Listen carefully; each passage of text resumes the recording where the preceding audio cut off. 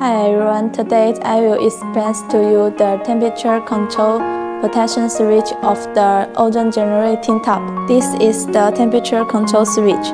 The runner is to protect our ozone generating tap, a function to prevent the internal glass tap from cracking due to excessive temperature. The set temperature is 15 degrees. Once the temperature of the ozone generator tap reaches 15 degrees, this switch will activate immediately.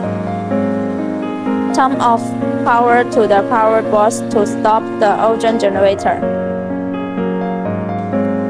Let it start to disperse hot to protecting our ozone generating tap.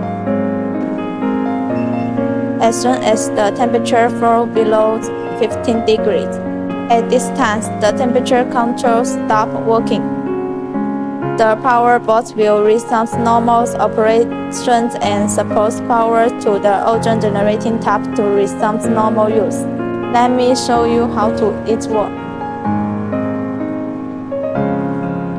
I use a hot gun to heat the ozone tap to 15 degrees to see what will happen to this switch.